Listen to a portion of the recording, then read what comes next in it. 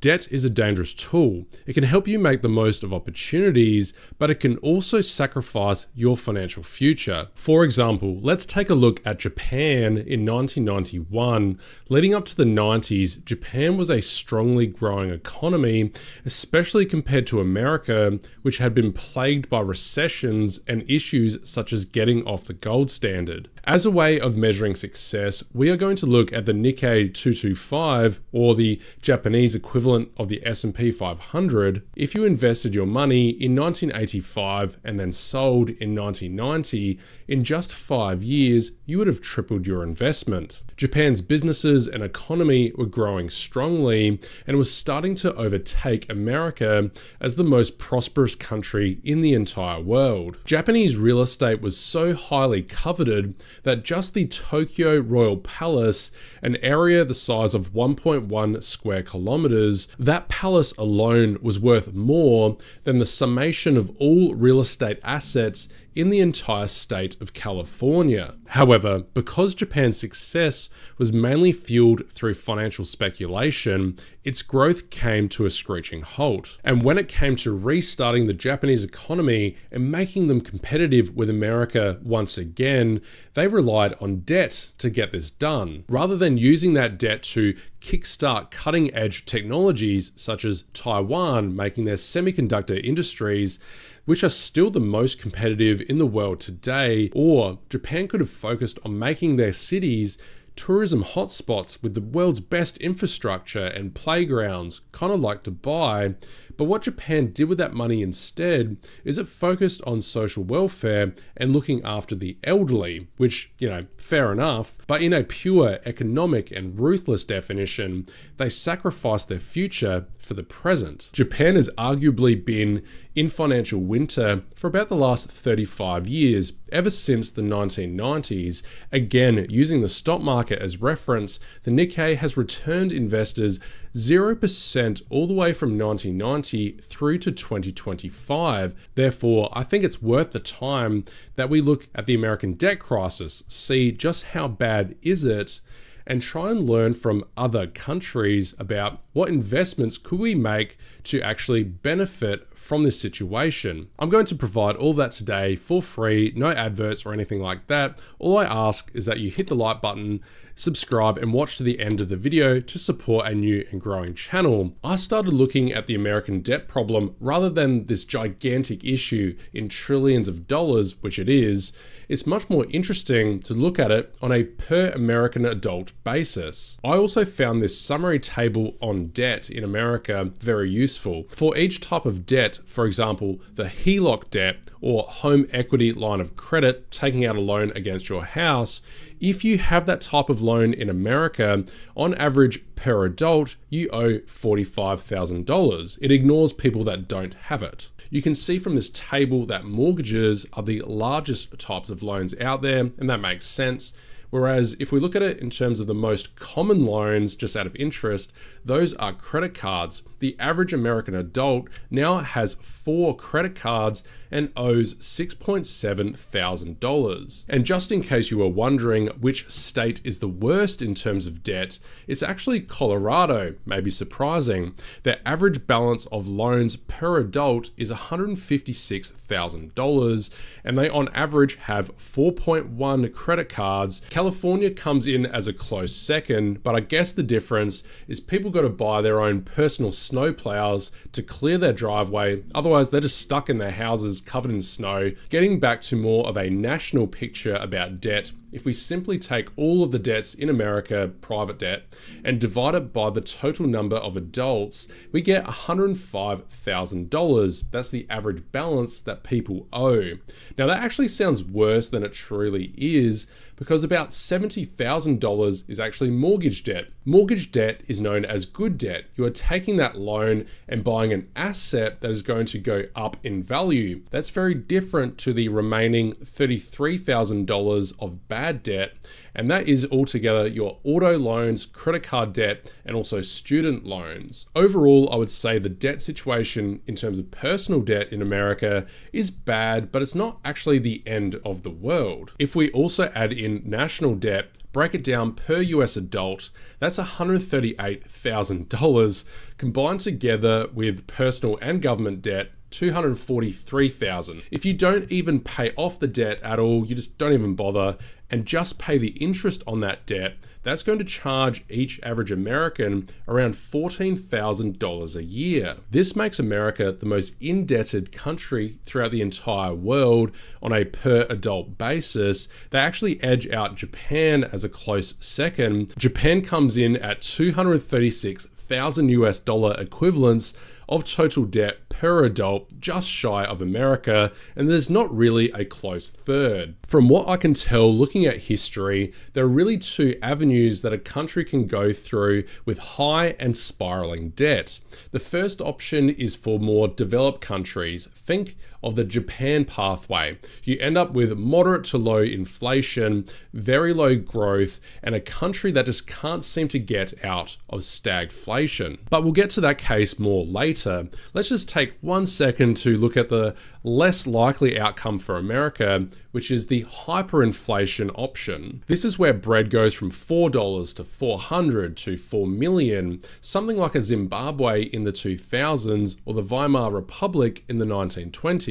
Failed republics tend to go down the same pathway. At first, they struggle to pay off their debts and grow as an economy. The government then takes control of the central bank and proceeds to print money. People start to lose confidence in the currency and they use alternatives. For example, US dollars used in Zimbabwe because nobody trusted the $1 trillion note in Zimbabwe to buy them any bread. As much fun as it is to look at, the historical cases of failed republics, really interesting stuff. But for the rest of the video, we're going to focus on the Japan route because America is, the biggest economy in the world with a systematically important currency. It's just not going to go through the banana republic situation. This is where people say that Japan in the 1990s and America today look nothing alike, and there's no way that America is going to end up like Japan. But we're going to do a few comparisons here just to see America is actually looking very, very similar. All right, looking at Japan right before the debt collapse that happened throughout the 90s, we had wage growth that was low to mid single digit % growth per year, population growth that was slow but still positive, a Japanese stock market that just finished a 400% gain in just 8 years. And in terms of demographics and all those financial metrics, we're looking pretty similar to America. The only difference is Japan is obviously a much more ethnic, homogenous country, and America has much more immigration. So especially if we look into the future, if immigration is not seen as positive and that gets reduced, America is lining up to look almost the exact same as Japan from the late 80s. It's at this time that Japan starts to rely on debt to fund the government and attempt to grow back like the good old days. Starting in the 1990s and going through to 2015, Japan started with public debt at 40% debt to GDP and ended up at 200%. If we also add in personal debt, it follows almost the exact same trajectory, so that doubles to a total debt of 400% debt to GDP. Japan's average inflation was 5% from 1975 to 1990. Then after the debt crisis began to spiral from 1990 through to 2015, the average inflation rate was only 2%. In a normally operating economy, it's investors that have to front up their cash, loan their money to the government, and they receive an interest rate. If the government is less trustworthy, they will then demand more interest. However, in the Japan case, it's the Japanese central bank, also known as the Bank of Japan. They became the major buyer of government debt, roughly loaning half of all money to the Japanese government. If you are the largest buyer of debt, you also set the price. The BOJ came into Japan and said, look guys, we can't afford to run this country unless interest rates are at 0 to 1%. So it's like the central bank engineered interest rates lower, inflation lower, and that also brought down growth. And the most interesting part of this entire collapse of the economy, the growth of Japan, is actually looking at their currency strength versus the US dollar. If I told you all of that information, in my mind, I would be thinking the Japanese yen must have lost 90% of its value versus the US dollar. But that thought process, which is very popular in social media, is completely wrong. The Japanese yen is roughly stable all the way back for the last 35 years during this entire debt crisis. It might be surprising in this video that I actually have a positive case to talk about. So all of that Japanification process is talking about America failing to get their debt under control. But there is actually a way that America can pay down its debt. The debt to GDP goes down. The average debt per American adult also can go down. But to think about these solutions to a big national problem, we also need our solutions to be on a national scale. We need either the entire workforce population to increase, or on average, the productivity of each worker to increase. We need to combine those two different categories and see a 5% yearly increase per year forever in order to outgrow the American debt problem. Taking some inspiration from history, the last time I would say we went through one of these monumentous type of booms to the economy would be the post-World War II era. During that time, women began entering the workforce. When the men were away fighting in the trenches, they were putting together the munitions, putting together the tanks, putting together the clothes that were sent overseas. And then when World War II ended, those women still stayed in the workforce, and then it became more normalized for women to work even after getting married. In terms of the different genders maxing out in the workforce, women are still entering the workforce and have kind of plateaued, but men have actually been slowly leaving the workforce starting during the 90s. We've already used up all of this swing of women going towards the workforce. In terms of having babies, again, pumping out 6 kids per family, that's just never going to happen again. In terms of women who still want to have kids, just looking at those women, half of them no longer believe that having children is possible for them. That leaves us with one potential solution in terms of just getting raw numbers of workers to increase large enough to pay off the debt, and that would be massively increasing skilled immigration into America. However, over the last decade, there has been a swing against immigration through ideas such as the affordability crisis. If we get more skilled immigrants, that means that wages are going to be pressured lower. And that's been reflected in the news media, social media, and the election of presidents. So I would say that option is also unlikely. The one solution that I see as actually probable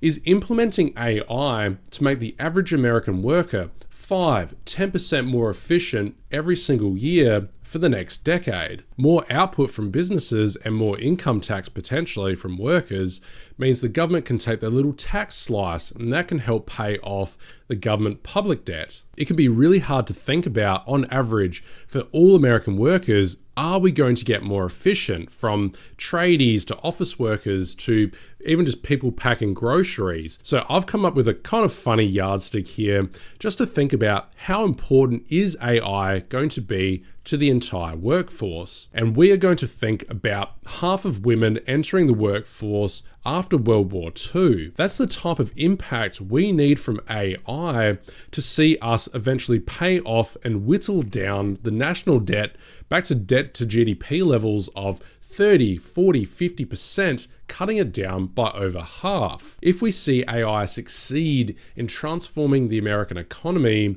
then I actually see the investing environment being very similar to the last 25 years, really starting in the dot-com bubble.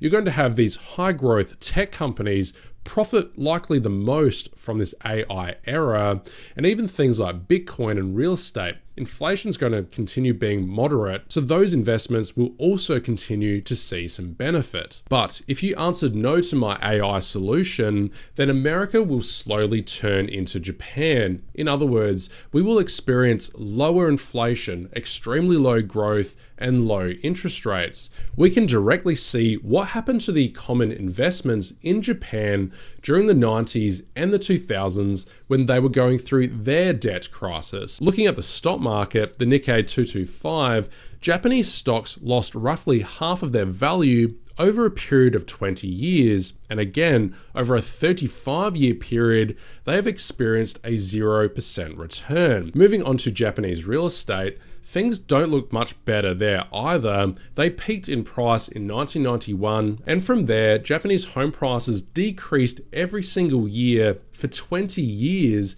ending in 2010, likely only ending because so much money was flooding out of the American housing market. That leaves more international-based investments, such as gold, Bitcoin, and international stocks. If America is the one going through this crisis, then there is just a hope and pray that there are other countries that are actually doing better economically. So for example, if the rest of Asia and Africa, maybe South America, Europe, if someone is doing better, then they are going to be the future people bidding up gold and Bitcoin prices. So those more international or world-based assets are not directly tied to the performance of America.